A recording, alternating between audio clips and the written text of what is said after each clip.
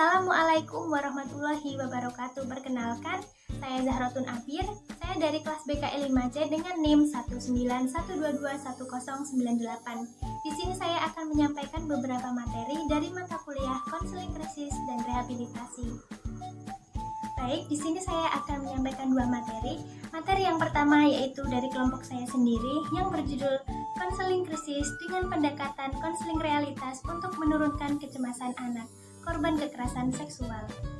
Salah satu fenomena yang kini menjadi sorotan publik dan sering terjadi adalah tindakan kekerasan terhadap anak atau yang lebih dikenal sebagai child abuse.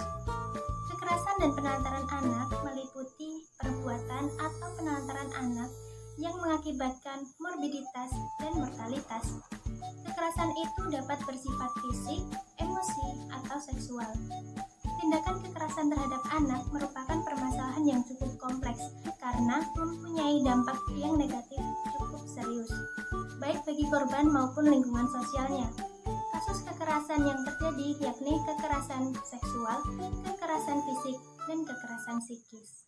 Dalam penelitian ini, pendekatan yang digunakan adalah kuantitatif dengan metode eksperimen.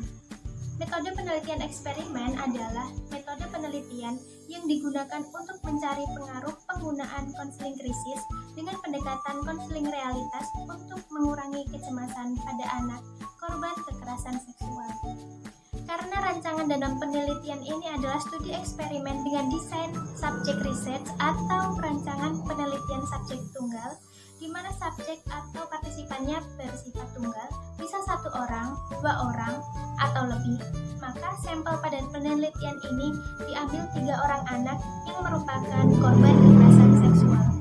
Metode yang digunakan dalam penelitian ini adalah inspeksi visual, di mana analisis dilakukan dengan melakukan pengamatan secara langsung terhadap data yang telah ditampilkan dalam bentuk grafik.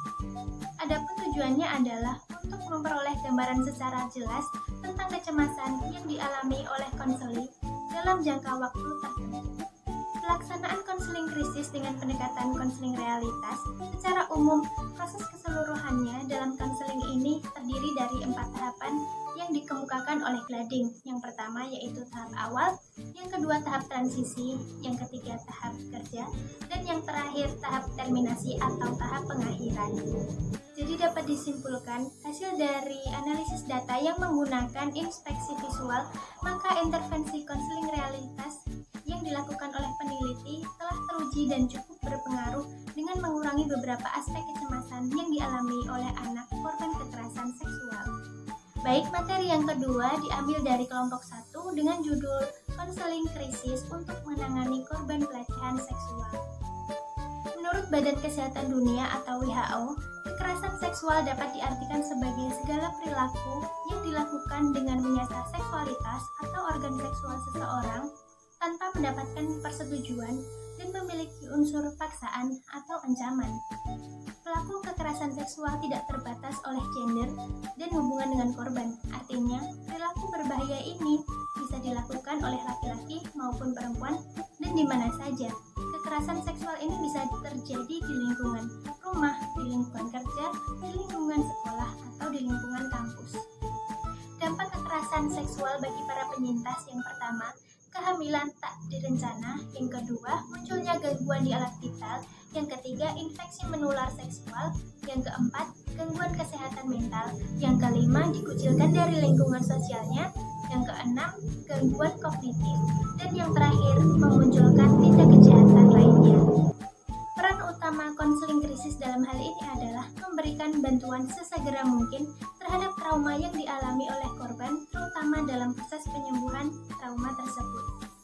Untuk mencegah terjadinya kekerasan seksual, ada beberapa hal yang bisa dilakukan, seperti yang pertama, selalu waspada, terutama saat berada di tempat publik, termasuk kendaraan umum.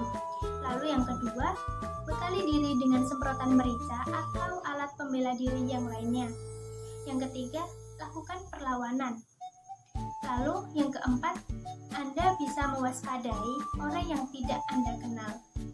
Lalu yang terakhir, bekali diri dengan pengetahuan seputar kekerasan seksual. Baik, mungkin itu yang bisa saya sampaikan, kurang lebihnya mohon maaf. Wassalamualaikum warahmatullahi wabarakatuh.